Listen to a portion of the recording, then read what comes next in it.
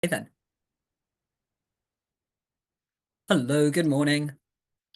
I'm Evan. Nice to meet you all virtually. So technically, this talk is part of Medieval Month here at Romancing the Gothic, but I'm a late substitution and I'm using this text set in the early 15th century as a jumping off point to talk about female fandom. So warning, this is a massive tangent. But one of the really important things about the Gothic genre from its inception has been the tension between past and present, and the uses to which we put our pasts. And this talk is going to explore the uses that Clara Reeve made of the past to explore explicitly gendered reading and writing positions and the queerness that that can enable for us. So The Old English Baron, for those who have never read it, is a whole trip. I recommend reading it, even if you get spoiled to the Crusades and back today, because it will only be gayer and weirder than even I make it seem. So first, a plot summary, and warning for spoilers, but I've tried to keep some of them out because they're not important. Sir Philip Harclay, accompanied by his long-term, and my slides are not sliding, there we are. Accompanied by his long-term companion, the Saracen Zadisky, returns from war in the Middle East to England and reclaims his lands from the crown. Oh, hang on, wait, is this an image from a different Gothic masterpiece? Anyway, Sir Philip, who will henceforth be played by Kevin Costner, more at the age he is now than then, decides to go and visit his best friend, Lord Lovell. He's not heard from him in ages, which he chalks up to poor postal communication in a war zone. But given the way he talks about him, I'd be more tempted to think Lady Lovell objected to her husband staying in such close contact with his ex. So leaving Zadisky at home in Yorkshire, Philip sets out for the west, only to find Lovell has been dead almost the entire time, and his estate is now in the possession of his distant cousin, Baron Fitzowen, and his family. But on riding up to the estate, Philip is captivated by a young peasant in the employ of the Baron. I must, said Sir Philip, take a view of this Edmund. As he drew near, Sir Philip fixed his eyes upon him with so much attention that he seemed not to observe his courtesy and address. At length he recollected himself. And over dinner, Philip says to the Baron, I have taken a strong liking to that youth. I have neither children nor relations to claim my fortune, nor share my affections. I can provide for this promising youth without doing injustice to anyone. Will you give him to me? Now, reminder, Zadisky is not privy to this nonsense at this time. So Edmund apparently reminds Philip of an old friend. I wonder who that could be. But Edmund says, no thanks, I like it here with the Fitzowens, and he gets so emotional he cries. And so they end the planned adoption by Philip, but he promises Edmund his enduring friendship before he leaves to go home. The focus of the plot now shifts to young Edmund, who is around 17 and is very, very close friends with William Fitzowen, the Baron's second son. No, I have no idea who this is supposed to be in the illustration.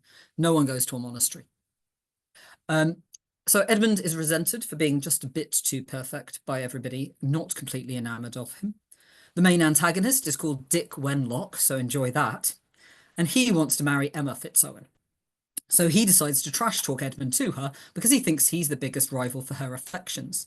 The man has no gaydar whatsoever. The Baron's eldest son and all his fighting men go off to war in France, and Edmund excels and puts men of higher birthright to shame. So Wenlock and all his little buddies start a whisper campaign against him. Only no one will seemingly tell the Baron exactly what is so wrong about Edmund when they get home. Quote, they make a great mystery of it, something of great consequence, they say, but they will not tell me what it is. Hello, the unspeakable. So eventually, the worst gossip that they can prove is that Edmund had a slightly dubious conversation with the local priest Oswald, telling tales about the ghost of Lord Lovell and the rumour that the former resident of the castle was murdered. So Edmund is forced to sleep in the haunted castle chamber to prove he's not a coward or something. The plotting gets a bit dodgy there. Anyway, Edmund has strange ghostly dreams, and he, the priest, and an aged retainer come together to believe he's really, shock horror, no one saw this coming, the true heir to the castle. And this is confirmed by his foster mother after a rather nasty scene where they basically bully the truth of his adoption out of a woman in an obviously abusive marriage. So Edmund goes off to ask Sir Philip for help. Together they bring the murderer of Lord Lovell to justice, and then Edmund goes home to inherit a castle and marry Emma, who never seemed that interested in him anyway, but at least he's not Dick. And the author points out that William never marries and lives with Edmund and Emma for the rest of his life, naturally. So I've dropped some hints there about how this text frames its heterosexual romance, pretty much as an afterthought, and how it frames its male protagonists, as all obsessed with the same teenage boy. And let's just say it, this is a weird choice for a provincial blue stocking type lady author nearing 50. The contemporary literary scene of the mid-late 18th century, the era that sees the rise of the first wave Gothic, offered women as authors and readers a lot of options, with writers like Frances Burney, Sarah Scott, and Elizabeth Inchbald creating and crafting excellent and complex heroines and narratives. And of course, the men were trying to write women too, so we had everything from Pamela to Justine. And of course, many Gothic texts put young women in the protagonist role, and Radcliffe famously so. And lots of scholarship on the sentimental novels of the 18th century explore the spaces available for women's interiority, from their perspectives on life and love, and the awesome range you could read, from the softest romance to a feminist diatribe. If you were a woman with basic reading comprehension in Britain, you could find something interesting to read. And if there wasn't exactly what you wanted, you could always try your hand at writing it yourself. The emerging journal culture of weekly, bi-weekly, and monthly publications were accepting submissions. And yes, it was frequently unpaid, but that didn't stop submissions rolling in. There was a huge appetite for fiction in long form, short form, and the episodic release. So given this environment of rich possibilities, I find it absolutely fascinating that Clara Reeve's Old English Baron is so male-dominated. There are basically 4 women in the entire book. The dead wife of the original lord, a non-speaking part, obviously, the foster mother of our hero, who is given 2 scenes to advance the plot, the supposed love interest, who fails the sexy lamp test, and the wife of a minor character who prepares some food. For those unfamiliar, the sexy lamp test is about whether replacing the female character with a sexy lamp would in any way change the plot. It comes from Kelly Sue McConaughey, and it's based on the Bechdel test. And this tale doesn't pass the Bechdel test either. No women talk to each other at any point unless in the presence of a man, let alone about anything other than a man. So am I calling Clara Reeve a hack? No, obviously not. But, caps lock on, choices were made. And it's these choices we will explore today. Firstly, we will frame the text as a response to the Castle of Otranto, through Reeve's intellectual background and her own words around her intentions and Walpole's intentions.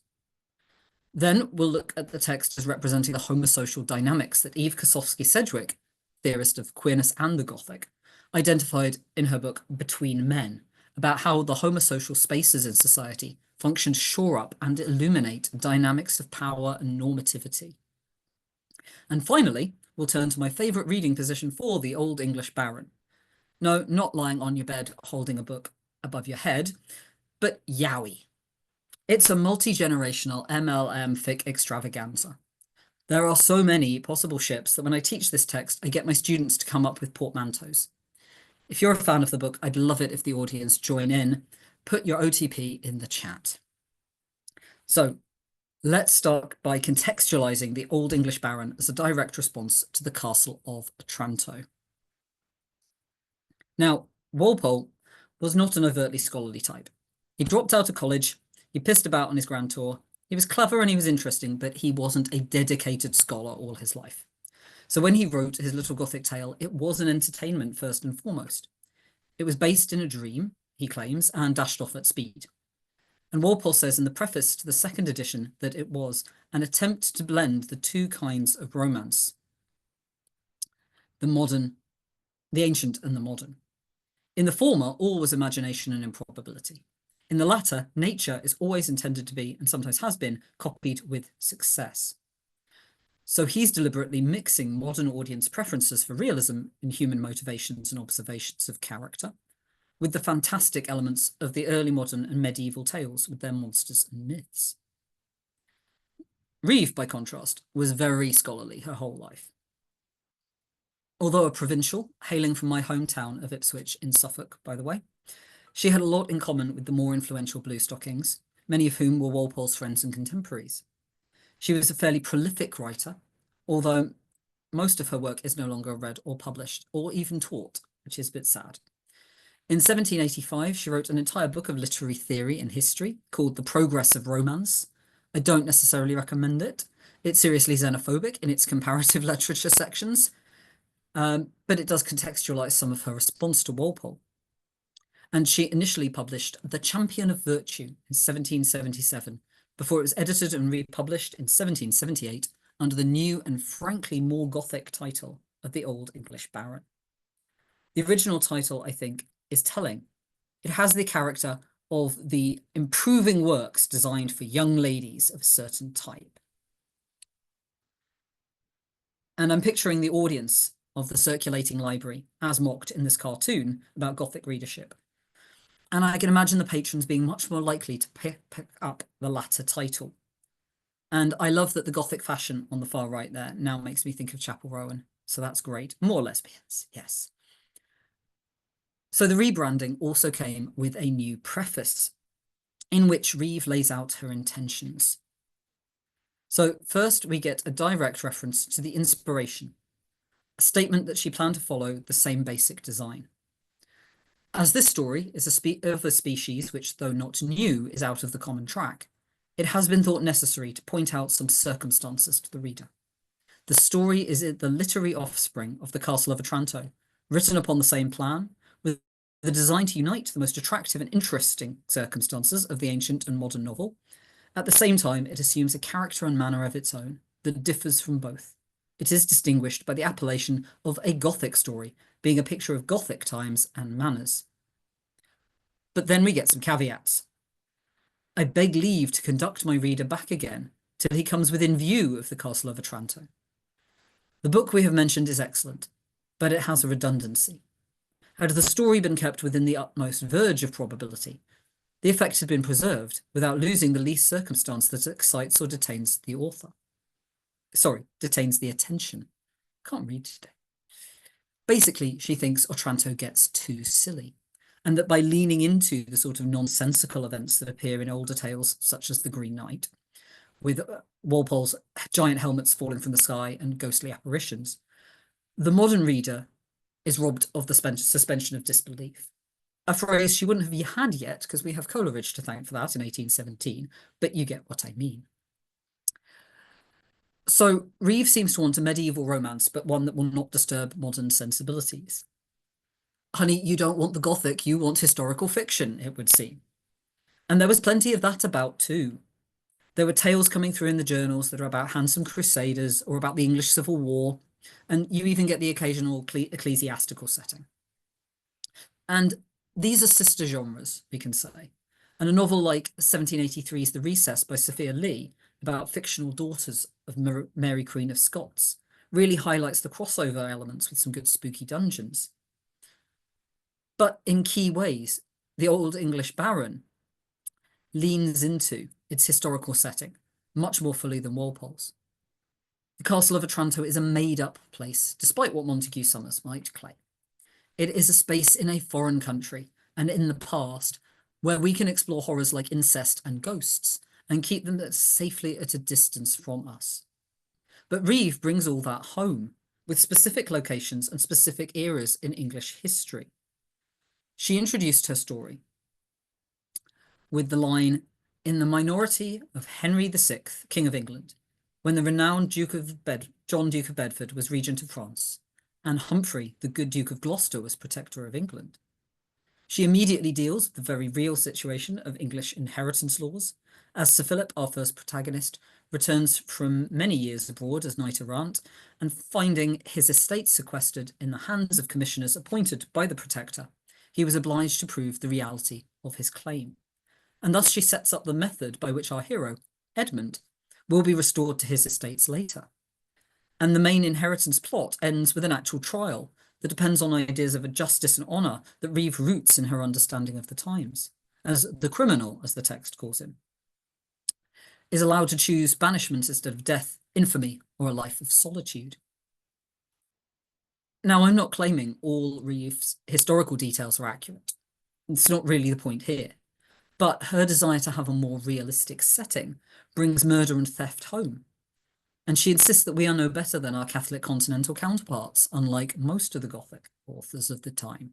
It's a brave choice for her champion of virtue to be willing to name its lack within the higher echelons of our society. And in this tale, there is no real ghost.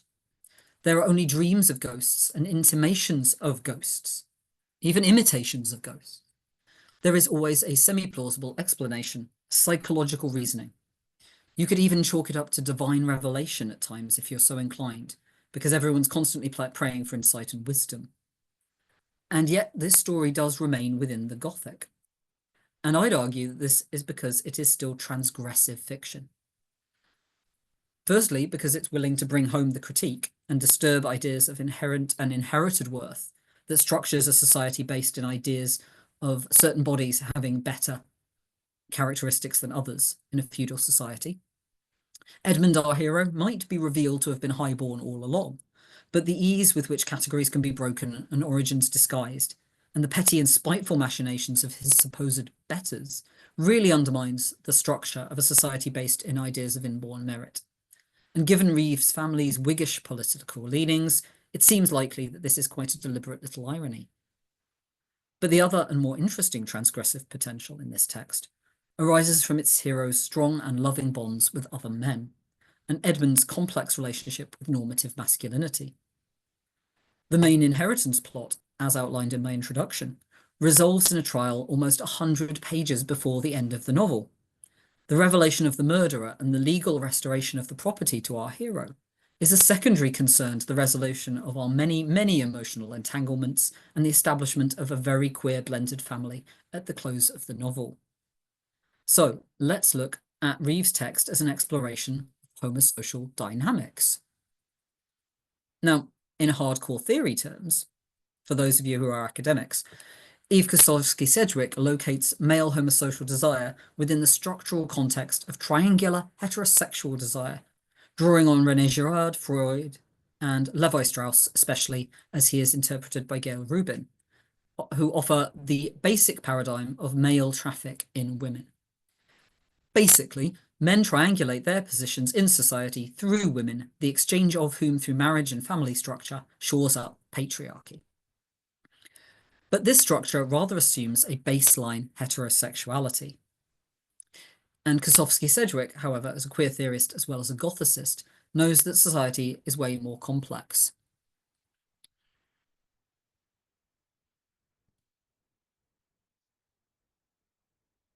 She argues, therefore, that we need to recognise a continuum from the homosocial to the homosexual, rather than seeing these as separate and always discrete spheres. Quote, male homosocial desire is intended, as a phrase here, to mark both discriminations and paradoxes. Homosocial desire, to begin with, is kind of an oxymoron. Homosocial is a neologism, obviously formed by analogy with homosexual, and just as obviously meant to be distinguished from homosexual. In fact, it is applied to such activities as male bonding, which may, as in our society, be characterized by intense homophobia, fear and hatred of homosexuality.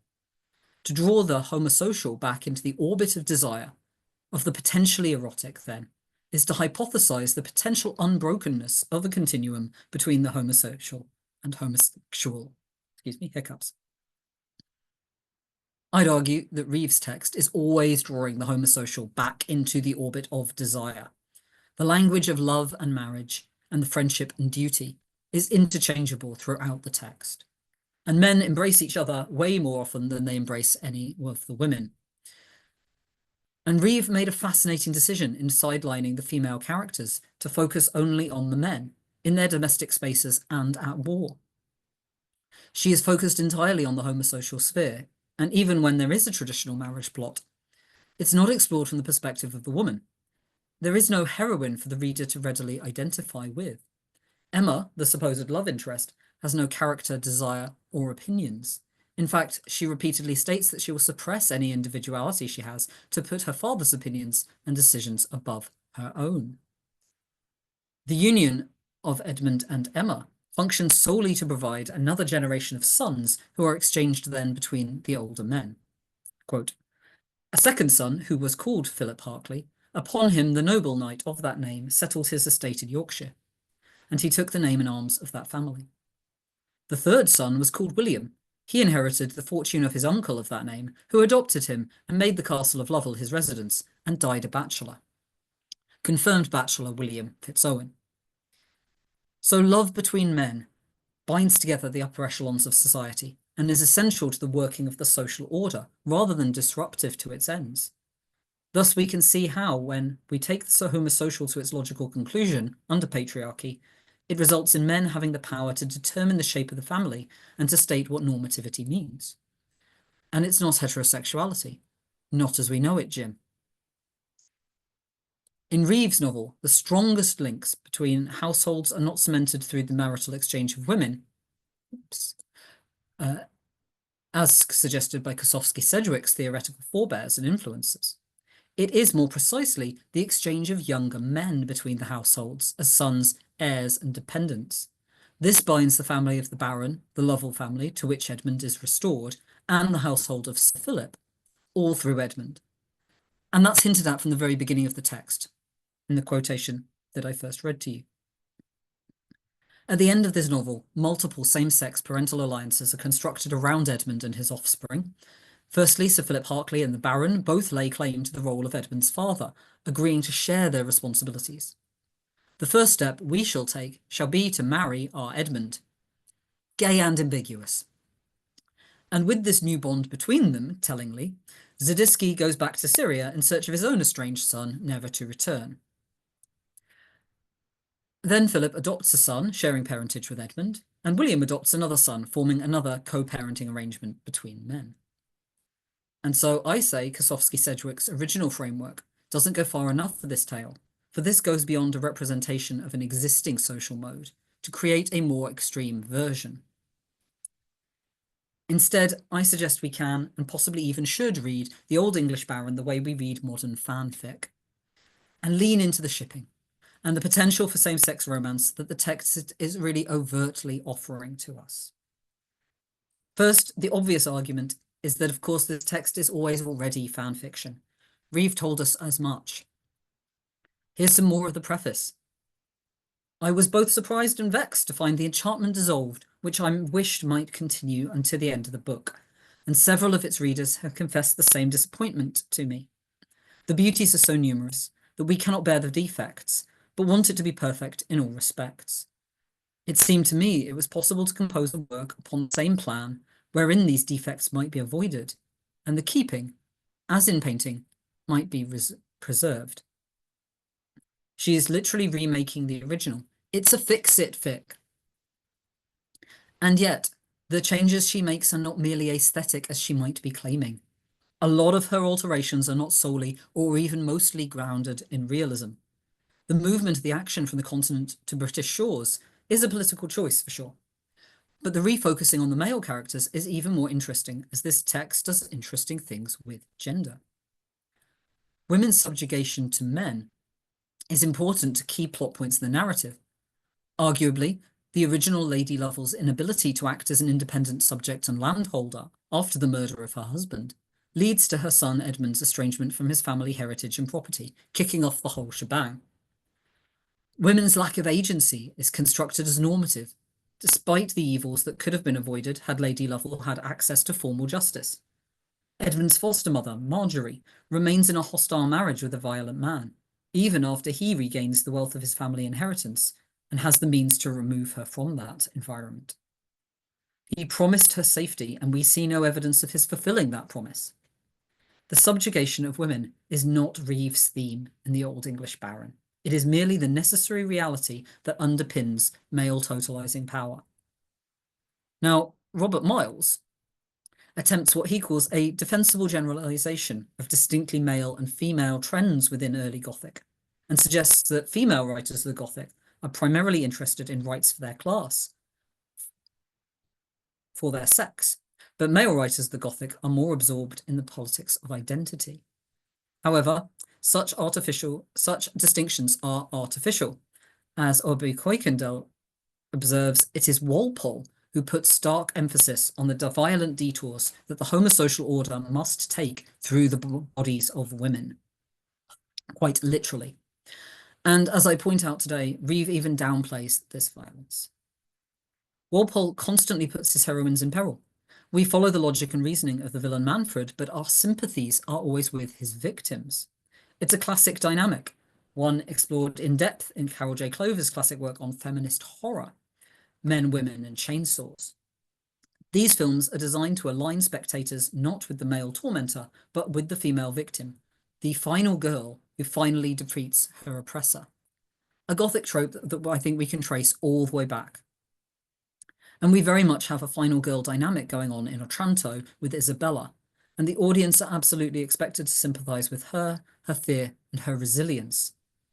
Quote, "Thou art as much too good for this world," says Isabella, "as Manfred is execrable. But think not, lady, that thy weakness shall determine for me. I swear, hear me, all ye angels." Walpole gives us various female characters, Matilda, Isabella, Hippolyta, who debate their role as women in patriarchal society. Quote, "My father is too pious, too noble," interrupted Isabella, "to command an impious deed. But should he command it, can a father enjoin a cursed act? I was contracted to the son. Can I wed the father? No, madam, no. Force should not drag me to Manfred's hated bed. I loathe him, I abhor him. Divine and human laws forbid. And my friend, my dearest Matilda, would I wound her tender soul by injuring her adored mother?"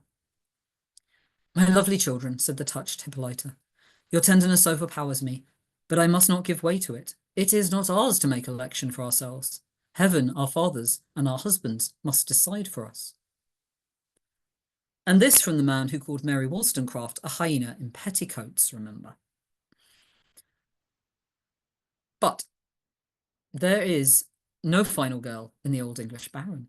There is barely a girl, unless you count Edmund himself as taking on the role of the heroine. Who is it who has to escape from castles under cover of darkness? Who is constantly throwing himself on the mercy of men to be rescued? It is thus easy to read Edmund's gender as feminized and thus queered. Edmund is often positioned as a disempowered object of desire for other men. That passivity is traditionally expected of women is highlighted in brief scenes featuring Fitzowen's daughter, whom Edmund disinterestedly courts. She says, "I shall reserve my heart and my hand for the man to whom my father shall bid me give them. The man that hopes for my favour must apply to my lord for his." Emma offers the reader none of her own opinions. She makes no active choices. Similarly, there are several passages highlighting Edmund's own reliance on guidance from other men and his prayers. "I desire to be nothing but what thou, O Lord, pleasest to make me." And in fact, when he, with a manly spirit, justified himself against a malicious imputation, his young lord, Robert, taxed him with pride and arrogance. Edmund is positioned as unable to defend himself even against the unspeakable, or else he merely reinforces that he is improper in some other respect. However, in the negotiations regarding his family alliance, Edmund is offered an active part by the older men who are enamoured of him. "The lad shall have his option, for I would not oblige him to leave my service against his wishes." He is granted agency, able to speak on his own behalf, precisely because his gender is recognised by them. For no man ought to be condemned unheard. Reeve's novel constructs a world in which women make no demands upon men, but men are constantly discussing the burden of honour that demands even a disempowered man's agency be recognised and respected. It is significant that Edmund is aligned with femininity and queerness, and yet, pointedly, still a man and granted male privilege. This kind of exploration of gender is very much a fanfic trope. And to illustrate this, I'm going to go back to an older piece of fan ethnography from the 90s, in which researchers asked women about their choice to write slash fiction, and that is fic that develops a romantic or sexual relationship between characters drawn from a text in which they do not necessarily have that sort of relationship. Women writers had this to say about choosing to write about male protagonists. He is usually the main character, the one to whom the adventure happens, and the one who makes it happen. A woman, having internalized the values of our culture, might feel that women are devalued per se. So you don't want to be her. The male hero is easier to feel the adventure with. But the availability of the male characters, their social role enabling a wider range of believable freedom in action and activity, is not the only reason to align yourself with a man as a hero. Male characters are also thought to be able to explore a range of emotional experiences, for example, states of vulnerability, without eliciting negative preconceptions. Quote, his weakness is not perceived as something that makes him, in essence, inferior or different to another male character. The fic writers are talking about the ways male identity functions in society to enable certain actions and events. For example, Edmund could inherit if he was a woman, which make writing male characters more appealing. But they also note how ideas of masculinity, distinct and separate from male identity, frame emotions and actions in another way. A man who is vulnerable can express vulnerability in a masculine way, or can disrupt norms of masculinity to behave in a more feminine coded way. And the fact that he remains a man, with all the cultural weight of that identity, affects how that behaviour is then perceived. So the women writing fanfic are not necessarily fetishizing real gay men and gay relationships. They might even insist that their work has nothing to do with actual homosexuality, as one writer quoted in that article does, perhaps trying to ensure a discrete divide remains between the homosocial and the homosexual, even if she's not using those terms. However, despite their individual differences of approach, they are all using the cultural construction of masculinity and male identity to explore emotional roles, expressions, and intimacies that they just don't feel they can explore in the depiction of women. And I suggest we read Reeve's decisions to focus on male characters and their relationships as performing a similar function for her and potentially her readership also. Reeve's exploration of the bonds between William and Edmund, over and above those of Edmund and Emma, perhaps acknowledges that the homosocial provides narrative opportunities that the heterosexual does not. In relationships between men, both parties are able to occupy the position of subject rather than object, and thus expressions of love, devotion, and loyalty can signify between men more richly than contemporary social norms might allow for between men and women. So not only could women not adventure as knights, but they could not supposedly embody the full range of feeling and sentiment allowed to men. However, when the language used by men about other men, and by men about women, is not differentiated, it is only context that governs our interpretation as readers. And we can sit there and just point and yell, that's gay, if we want to. So whether Reeve was consciously choosing to layer in the queer potentialities into her texts is highly doubtful, and really not the point. As I said at the start of this talk, choices were made as she put together a more perfect version of her favourite novel and decided to remove all female agency. The relationships that we are most invested in throughout this novel is William and Edmund. And I ship them hard, and if you don't, I think you must have been reading a very different text. The relationship is expressed in the most effusive manner and shown as potentially disruptive to heteronormative ceremonies of belonging as well. Quote, Edmund besought his beloved William not to leave him. The Baron said he must insist on his being at his brother's wedding as a due attention to him. William and Edmund then exchange vows, which are repeated 3 times in the text. The first time is unmistakably like a marriage ceremony, as they kneel, quote, with clasped hands and uplifted eyes, and they invoke the Supreme to witness their friendship and implored his blessing upon it. They then rose up and embraced each other. Their vows are renewed at the time of Edmund's marriage to William's sister, Emma, undermining the singularity of the heterosexual ceremony. And the Baron, William's father, blesses their relationship and adopts Edmund as a son before he endorses the marriage to Emma. Basically, she's their beard. When Edmund dreamt of this future, in fact, It is not of his bride who is not mentioned. Quotation, he heard himself congratulated as a husband and a father. His friend William sat by his side, and his happiness was complete. Throughout the novel, men express their bonds in these or similar terms. Edmund's patron, Sir Philip, welcomes him to his household by introducing him first to his lifelong male companion. Receive him as my relation and friend.